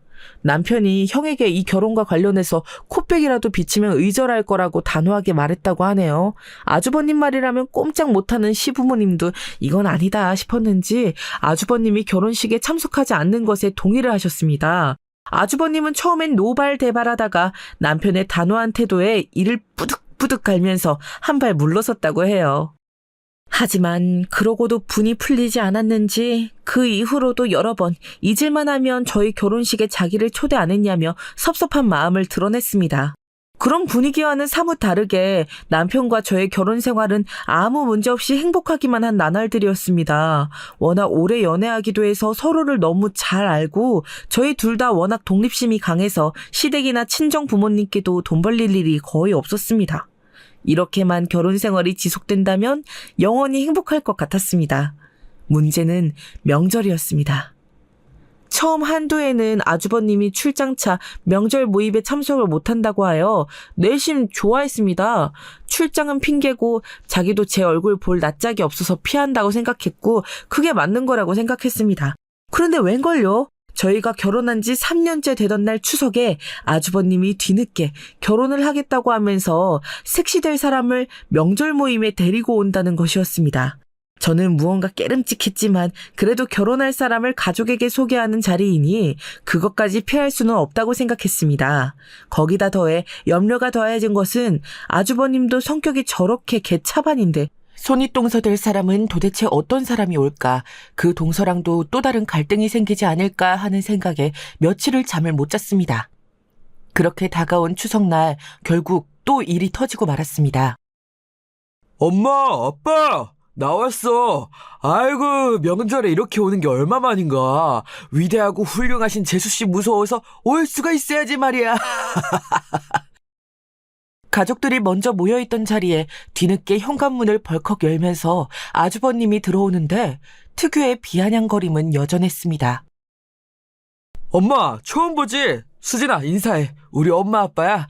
여기는 내 동생이랑 훌륭하신 재수씨. 안녕하세요. 이수진이라고 해요. 처음 뵙겠습니다. 그렇게 소개받은 손윗동서가 될 사람은 글쎄 아주버님보다 15살이나 어리다고 하지 뭐예요. 집안의 유일한 악당 같은 아주버님도 버거운데 졸지에 저보다 훨씬 어린 손윗동서를 맞이하게 되어서 걱정이 이만저만이 아니었습니다. 그리고 화장은 어찌나 진하게 하고 어른들에게 인사하러 오는데 옷은 어쩜 그렇게 짧게 입고 오는지 첫인상이 좋아 보이지는 않았습니다. 엄마, 우리 수진이 너무 예쁘지. 뉴욕에서 패션 전공했는데 얼마나 세련됐는지. 아우, 재수 씨랑 있으면 너무 비교되겠다. 역시나 그냥 넘어가는 법이 없이 저를 걸고 넘어가는데 저는 일단 한번 꾹 참았습니다. 아, 형, 또 왜 그래? 아, 안녕하세요, 형수님. 말씀은 많이 들었습니다. 앞으로 잘 지내봐요. 남편은 특유의 서글서글함으로 아주버님이 망치려는 분위기를 어떻게든 무마시키려고 애썼습니다. 그런데 유유상종이라고 하죠. 요 건방진 어린 형님이 하는 말 좀 들어보세요. 네, 저도 오빠한테 동생분 내외 얘기는 많이 들었어요. 결혼식 날도 우리 오빠 못 오게 했다면서요? 그럼 두 분도 저희 결혼식에 안 오시는 거죠? 순간 그곳에 쎄한 정적이 흘렀습니다. 늘 아주버님에게 휘둘리는 시부모님은 이번에도 역시 모르는 척 가만히 계셨습니다. 아, 그게요. 그때는 그럴 만한 사정이 있었습니다. 아, 형, 아직까지 그거 마음에 담아두고 있는 거야? 담아두기는. 수진아, 오빠는 그거 다 잊었어. 우리가 너그럽게 넘어가자, 어? 아니, 좀 어이가 없어서 그래요. 아무리 그래도 자기 친형을 결혼식에 못 오게 하는 사람이 어딨어요? 아, 여기 오는 길에 처음 들었는데 진짜 오는 내내 황당했다니까요. 형님, 우리 이제 가족이 될 텐데 지난 일은 더 언급하지 말아요. 그때는 그럴 만한 사정이 있었어요. 만약 두 분이 정 불편하시면 정말로 저랑 남편은 아주버님 결혼식에 참석하지 않는 걸로 할게요. 오늘은 명절이고 좋은 날이니까 좋게 좋게 넘어갑시다. 제가 이를 꽉 깨물고 화난 마음을 억누르며 좋게 넘어가려고 하는데 이 요망한 형님이 한마디 더 덧붙였습니다. 아니 뭐 오빠가 너그럽게 넘어간다니까 그러실 필요까진 없는데요. 저희 결혼식 오시려면 관리 좀 하셔야겠어요? 아, 언니 스타일이 너무 별로다. 머리도 좀 새로 하시고 제가 아는 유명한 메이크업 아티스트 있으니까 그날은 그 쌤한테 받으시는 걸로 해요. 워낙 패션에 신경 안 쓰신다는 말은 들었는데 그래도 집안 큰 행사니까 그날은 신경 좀 써주세요. 저는 그 말에 그만 이성의 끈을 놓아버릴 뻔했지만 그런 기운을 감지한 남편이 재빨리 제지하고 나섰습니다. 아이고, 우리 형수님 되실 분이 한 번뿐인 결혼식이라고 신경이 많이 쓰이시는구나. 이 사람이 애 키우고 일만 하느라고 관리를 못해서 그렇지 잘 보면 엄청난 미인이에요. 왜 이러세요? 모쪼록 두 분 결혼하시는데 피해 안 가게 할 테니까 그런 걱정은 붙들어 매세요. 아이고, 이놈 새끼 지 마누라 편드는 건 여전하구만. 아무튼 결혼식장에 추려하게 하고 왔다가는 내가 내쫓을 줄 알아. 거래처 손님들도 많이 올 텐데 신랑 동생이랑 재수씨가 촌티나게 하고 오면 사람들이 다 손가락질해 임마. 아, 알겠다고 형. 이제 그만해. 자, 우리 얼른 식기 전에 식사해요. 예? 정말 그 자리에서 상을 뒤집어 엎고 싶었지만 어떻게든 잘 무마하려는 남편의 노력 때문에 저는 정말 허벅지를 꼬집어가며 그 자리를 꾹 참아냈습니다. 그도 그럴 것이 어차피 결혼식 말고는 볼 일이 없을 것 같았거든요. 그렇게 올린 아주버님의 결혼식은 세상 둘도 없이 화려했습니다. 시댁의 재력도 만만치 않았지만 형님들 집안 또한 못지 않았는지 정말 성대한 결혼식이었습니다. 저는 이 자리만 끝나면 영원히 아주버님 내외하고는 안 보고 살아야지 하는 생각에 그 자리를 겨우 꾹꾹 참아냈습니다. 다행히 두 사람의 결혼식이 끝난 뒤에는 꽤 오랫동안 아주버님 내외를 볼 일이 없었습니다. 남편이 의식적으로 그들과 겹치는 자리를 피하기도 했고 저도 곧 제 일이 너무 바빠져서 이후로는 명절을 피해서 시부모님께 따로 인사만 드리고 있었습니다. 이렇게 아이들 다 클 때까지 아주버님 집안이랑 안 보고 살기만 해도 별다른 소원이 없겠다 싶었습니다. 그러던 어느 날 사건이 또 하나 터졌습니다. 그렇게 탄탄했던 시아버지의 사업이 아주버님이 물려받은 이후로부터 하락세를 면치 못했고 점점 더 바닥으로 곤두박질 치고 있었습니다. 시아버지가 이룩해 놓았던 업계의 명성으로 인해 매우 큰 규모의 투자를 받게 되었는데 거기에서 수익을 내기는커녕 엄청난 손실을 입히면서 부도 위기에 놓였다고 했습니다. 급기야 시아버지가 제게 도움을 요청하기까지 이르렀습니다. 아주버님 선에서 해결이 안 되자 다시금 시아버지가 경영 일선에 복귀하셨는데 그것마저 여의치 않자 제게 손을 내미신 겁니다. 아가, 우리 좀 도와다오. 네가 준원이랑 척을 지고 사는 거 다 안다만 지금 상황이 상황인지라 이렇게 내가 너한테까지 부탁한다. 준원이 일이라고 생각하지 말고 네 남편 집안의 일이라고 생각하고 한 번만 도와주면 안 되겠니? 아버님이 저를 찾으신 데에는 그만한 이유가 있었습니다. 저는 결혼할 때쯤에 그때 당시 다니던 회사를 퇴사하고 조그만 제 IT 사업체를 하나 창업했는데 결혼 이후로는 쭉 성장세여서 시아버지가 가끔 제게 조언을 구하기도 하셨습니다. 그때의 기억 때문인지 잊지 않고 제게 손을 내미셔서 아주버님을 좀 도와달라고 요청해온 것입니다. 저는 아주버님만 생각하면 도와주고 싶은 마음이 눈꼽만큼도 없었지만 시아버지가 저렇게 간곡하게 부탁하시니 제가 할 수 있는 선에서 도움을 드리기로 했습니다. 급하게 투입된 제가 한 일은 먼저 아주버님 회사의 재무제표를 분석하는 일과 손실난 투자금을 어떻게 회수할지에 대해서 대책을 강구하는 일이었습니다. 그런데 직접 들어가서 살펴본 아주버님의 회사의 내부 상황은 너무나 안 좋았습니다. 부채 비율이 심각했고 투자금의 사용처가 불명확했습니다. 나중에 알고 보니 손이동서 형님을 사내이사로 들여서 패션 쪽으로 무언가 새로운 사업 아이템을 구상했던 것 같은데 거기서 심각한 손실이 났습니다. 그 와중에 형님은 법인 이름으로 리스를 해서 비싼 수입차를 타고 다니면서 사치를 부렸다고 하던데 정말 첫인상에서 보았던 쎄함이 적중하던 순간이었습니다.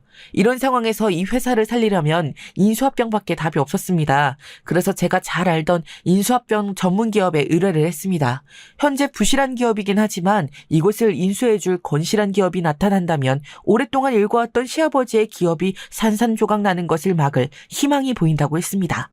제가 열일을 제쳐두고 이렇게 자기 회사를 살리려고 고군분투하는데 형님의 사치는 날로 더 심해져 갔다고 합니다. 저는 당장 형님한테서 법인카드부터 뺏으라고 했는데 그 말을 듣고 길길이 날뛰었다나요? 이쯤 되니 저와 저희 가족에게 못되게 굴던 아주버님의 상황이 일면 통쾌하기도 했다가 조금은 불쌍해지기도 했습니다. 그 자존심 세던 아주버님이 저희 도움까지 받아야 하는 상황이 오니 얼마나 수치스러웠을까요? 그래서인지 제가 회사의 얼굴을 비추는 날은 슬금슬금 저를 피해 다녔습니다. 대망의 인수합병 이사회 및 총회가 열리는 날이었습니다. 최종 발표하도록 하겠습니다. 금일 진행된 주 메타코퍼레이션과 주 3.1ENC의 합병건은 최종 가결되었음을 선언합니다. 땅땅땅! 진행자의 힘찬 신임과 함께 모든 합병건이 무사히 마무리가 되면서 아주버님의 회사도 극적으로 살아났습니다. 하지만 아주버님은 그간의 부실 경영으로 인한 책임으로 인해 대표직을 상실하게 되었고 사회이사로 물러나게 되었습니다. 새로운 의장의 자리는 합병의사를 밝힌 회사의 대표가 가져가게 되었는데 이상하게도 그날은 자리에 보이질 않았습니다. 진행자는 계속해서 말을 이어나갔습니다. 오늘 새로 취임한 미셸 킴 의장님의 소감을 듣는 것이 마땅하나 개인적인 사정으로 인해 참석하지 못하셨습니다. 대신에 새로 시작하는 두 회사의 번영과 화합을 기원하는 메시지를 전달하였으며 머지않은 시일 내에 새로운 가족들 앞에 인사를 드린다고 말씀 전하셨습니다. 그렇게 아주버님이 잃어버릴 뻔한 회사를 힘겹게 살려놓은 지 얼마 지나지 않았을 때였습니다. 이 정도로 회사를 잘 방어한 것만으로도 우리 가족 모두가 기뻐해야 할 상황인데 정작 이 사달을 일으킨 아주버님은 뒷방으로 밀려난 게 부하가 치밀었나 봅니다. 틈만 나면 술을 먹고 저에게 전화를 해서 제 탓을 했습니다. 아이고, 우리 가족의 은혜. 인무능력한 인간을 빌어먹고라도 살게 만들어준 우리 재수씨. 다 좋은데, 다 좋다 이거야. 근데, 나를 뒷방으로 밀려나게 해? 어? 그게 어디 대한민국에서 가능한 일이야? 자기 시오빠 자리 지켜주는 걸 최우선으로 해야지 회사 살리겠다고 나를 제일 먼저 밀어내? 야, 너 어디야 지금? 당장 일로 와서 무릎 꿇고 싹싹 빌어! 아주버님 많이 취하셨어요. 저는 할 만큼 했습니다. 이 정도라도 감사하고 사세요. 술 깨고 다시 얘기해요. 이만 전화 끊을게요. 제 회사 일 다 제쳐가며 자기 회사 살려줬더니 적반하장으로 자기 자리 잃게 했다고 저에게 행패를 부리는 것이었습니다. 인간은 정말 쉽게 변하지 않는가 봅니다. 제가 얼마나 그 자리를 지키게 해주려고 노력했는지 모르고서 하는 소리예요. 합병 의사를 밝힌 회사 측을 최대한 설득하여 아주버님의 경영권만은 승계할 수 있도록 재차 요청했는데 아무래도 그동안의 부실 경영으로 인한 책임을 피할 수는 없었던 것입니다. 그래도 시아버지가 오랫동안 일궈온 회사를 지킬 수 있다는 것만으로도 고무적인 상황이었습니다. 아주버님은 본인의 직책에서 물러나야 했지만 아주버님과 시아버지 및 가족들의 지분은 어느 정도 지킬 수 있게 되어 다행이었습니다. 이 정도면 아주버님이 충분히 제게 감사해야 할 상황 아닌가요? 그런데도 그게 섭섭해서 술 먹고 전화해서 이렇게 무례하게 굴어도 되는 건가요? 그렇게 술 먹고 저에게 행패를 부린 다음 날 어김없이 아주버님은 제게 또 전화를 했습니다. 어제 일로 사과를 하려나 했는데 웬걸요? 어떻게든 저에게 트집 잡고 시비를 걸려고 안달이 나 있었습니다. 재수씨, 저번에 우리 인수합병 때 검토했던 서류 자료들 다 가지고 있죠? 그것 좀 가지고 내 사무실로 와요. 에? 그거는 이미 지난 자료인데 그걸 왜요? 이제 곧 폐기 앞두고 있는 자료들이에요. 그리고 이제 아주버님께서 검토하실 자료도 아니고 그 서류만 몇 박스인데 그걸 들고 제가 왜 가요? 저도 제 회사 일로 바빠요. 아, 글쎄, 내가 미처 체크하지 못한 게 있어서 그래요. 가지고 오라면 오지 뭐 말이 많아. 그리고 사람 시키지 말고 재수씨가 직접 들고 와요. 정말 유치하게 짝이 없었습니다. 이제는 자기 부서 일도 아니고 지난 자료에 대한 접근 권한도 없으면서 어떻게든 자기 배알 꼴리는 마음을 제게 히스테릭 부리려는 심산이었습니다. 저는 이제 더 이상 참을 수가 없어서 결단을 내리고 직접 그 서류 박스들을 수레에 실어 아주버님의 사무실로 향했습니다. 아, 들어와요.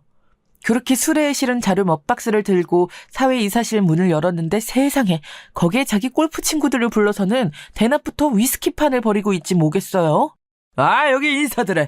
우리 재수씨, 내가 심부름 시키면 그냥 찌소리 못하고 이렇게 온다니까? 아니 근데 어디 파출부 일이라도 하셨나? 왜 이렇게 추라가 왔어? 아이고 여러분들이 좀 이해해. 애 보고 밥하느라고 이렇게 경황이 없다 우리 재수씨가? 아이고 재수씨, 아무리 그래도 시오빠 회사에 오는데 이런 촌스러운 차림은 좀 그렇지 않아? 친구들 뵙기 창피하니까 얼른 가요 얼른.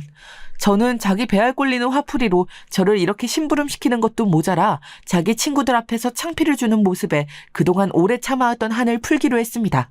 힘들게 들고 온 자료 박스들을 바닥에 내팽개치며 말했습니다.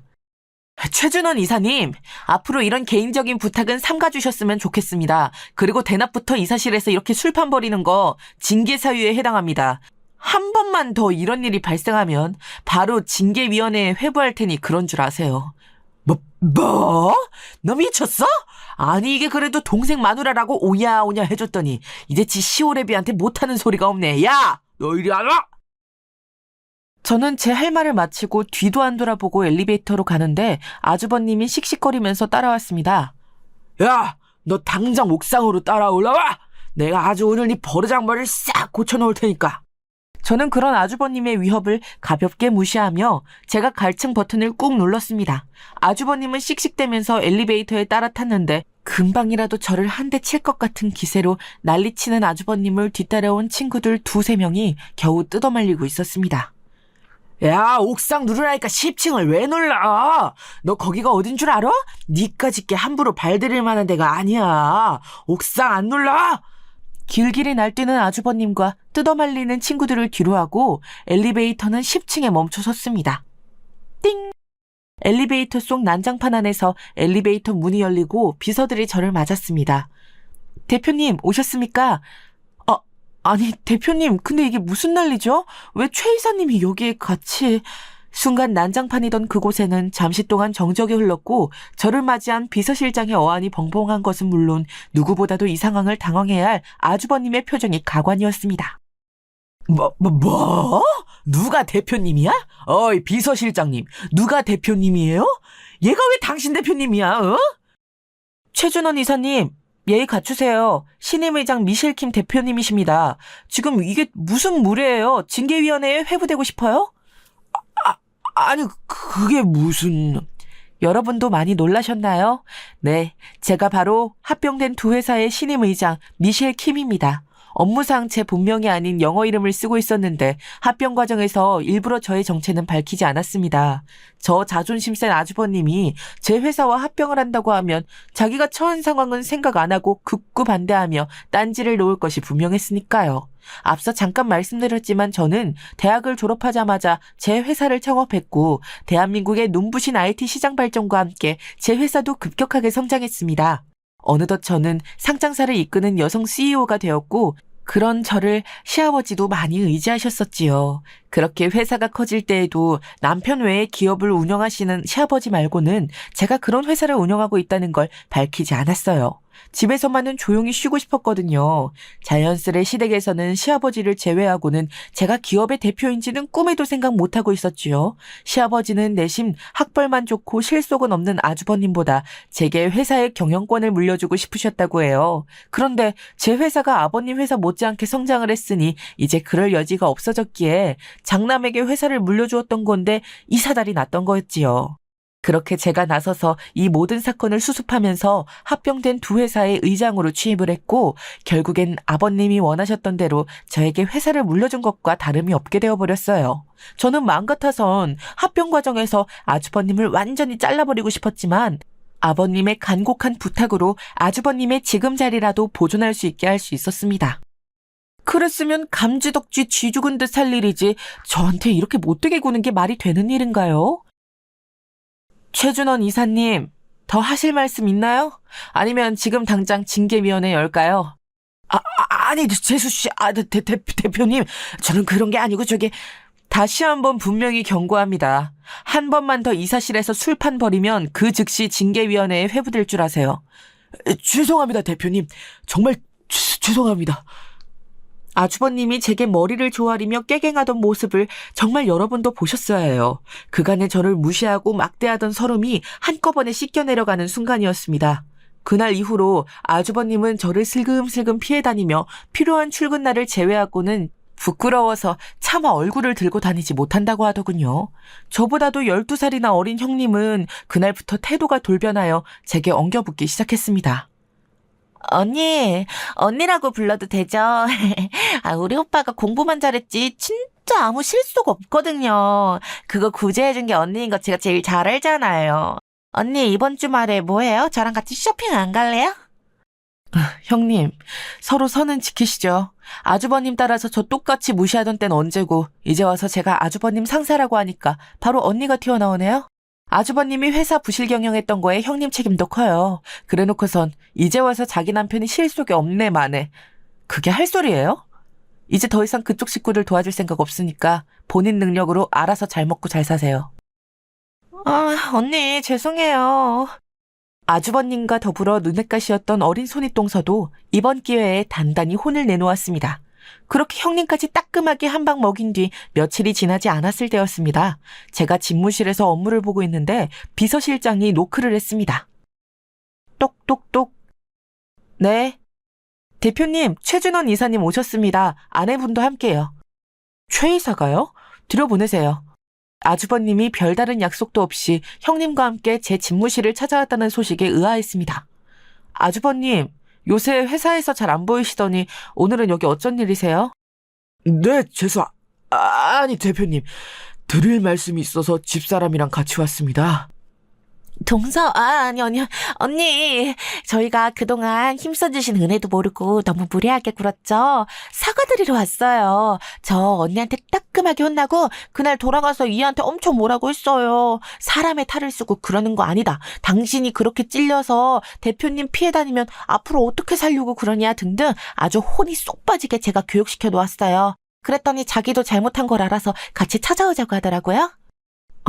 아주버님이 웬일로요? 그동안 촌티나는 재수 부끄러워서 겸상도 안 하려고 하셨던 분께서요? 아이, 재수씨, 또 왜 그러세요? 제가 그동안 회사 말아먹고 가진 고초 다 겪으면서 느낀 바가 많습니다. 저요, 어릴 때부터 무엇 하든지 1등이었고 무슨 성과를 내든지 항상 탑클래스였습니다. 그래서 자신있게 아버지 회사도 도맡았던 건데 국내 실정을 모르는 제가 무리하게 투자를 감행했던 게 큰 패착이었습니다. 제 인생의 첫 실패였고 그게 너무 부끄러워서 괜히 남 탓하기 바빴던 것 같아요. 재수 씨가 그렇게 능력이 뛰어난데도 한 번을 티 안 내고 묵묵히 저희 집안 일으키시는 거 보면서 사실 처음에는 배알이 무척 꼴렸습니다. 항상 1등을 놓치지 않고 세계 최대의 명문대를 졸업한 저의 자격지심이 그러는 데 더 한몫했던 것 같고요. 그런데 그날 집무실에서 그렇게 창피를 당하고 보니 저희 초라한 현실이 눈에 들어오더군요. 준성이 녀석 보기도 너무 부끄럽고 장남으로서 부모님께도 죄송하고요. 그래서 사실 그동안 출근하는 날 제외하고는 절에 가서 마음을 좀 갈고 닦았습니다. 끊임없이 불쌍해 절하고 또 절하다 보니까 제가 얼마나 부족한 인간이었는지 깨닫게 되었습니다. 집사람도 그동안의 사치를 많이 반성하고 있어요. 저희 부부 앞으로 이 회사 위에서 열심히 일할 테니 그간의 과오는 용서하시고 선입견 없이 봐주시길 바라는 마음에 이렇게 찾아왔습니다. 정말 천지가 개벽할 일입니다. 자기 잘난 맛에 황태자처럼 떵떵거리고 살던 아주버님이 저에게 이렇게 사과를 하면서 머리를 조아리다니요. 이럴 때 보면 남편과 시부모님의 착한 성품을 닮은 모습에 아 그래 내가 영 엄한 집에 시집 오진 않았구나 하는 생각이 듭니다.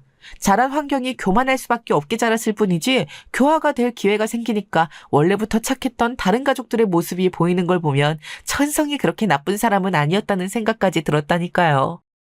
아주버님 이제 그만 됐습니다. 아주버님이랑 형님 마음 충분히 알았어요. 저도 더 이상 두 분께 안 좋은 선입견 없으니 아버님이 열심히 일궈내신 이 회사 다시 위태롭지 않게 본분만 잘 해주시면 돼요.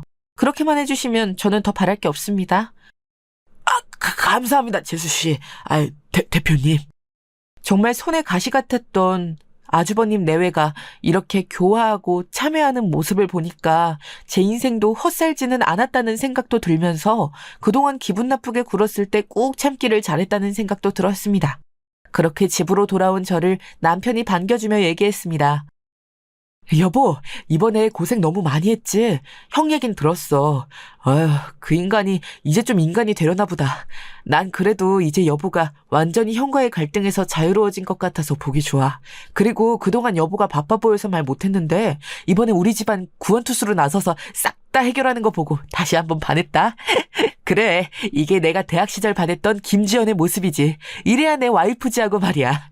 아이고, 갑자기 또 왜 이런데? 용돈 떨어졌구나? 에이, 무슨 소리야. 사실 그동안 나름 노력하긴 했지만 망나니처럼 구는 형한테서 잘 못 지켜준 것 같아서 많이 미안했거든. 그런데 이번에 당신 혼자 힘으로 완전히 휘어잡는 거 보면서 내 그동안 미안했던 마음까지 싹 해결돼서 고마워서 하는 소리야. 남편의 말대로였습니다. 아주버님에 대해 서운하고 기분 나쁜 일이 생길 때마다 괜히 남편이 불편해지는 것은 어쩔 수 없었거든요. 하지만 남편은 자신의 입장에서 최대한 제 편을 늘 들어주었기 때문에 남편에게 이 부분에 대해서 서운함이 남아있지는 않았습니다. 이제 제게 남은 숙제는 합병된 회사의 애착을 가지고 잘 이끌어 나가면서 우리 아이들을 세상에 빛이 되는 존재로 길러내는 것뿐입니다. 여러분, 세상에는 이렇게 저처럼 겉모양은 추레하게 하고 다녀도 실속을 가진 사람들이 많이 있답니다. 오늘 마주하는 초라해 보이는 사람도 내 친구요, 내 스승, 내 동반자가 될 수 있다는 생각을 늘 가지고 살아야 하는 법이지요. 그것이 저의 경영 철학과도 일맥상통하기 때문에 저의 사업이 이만큼 번창할 수 있었다고 생각합니다. 마주하는 한 사람 한 사람에게 최선을 다하는 경영, 그것은 경영뿐만이 아니라 삶을 살아가는 데에도 매우 중요하기에 저희 아이들에게도 그것을 강조해서 가르치고 있습니다. 여러분에게 이런 저의 마음이 잘 전달되어서 오늘 여러분이 마주하는 모든 사람들에게 최선을 다하시게 되길 바랍니다. 이만 사연 마칠게요.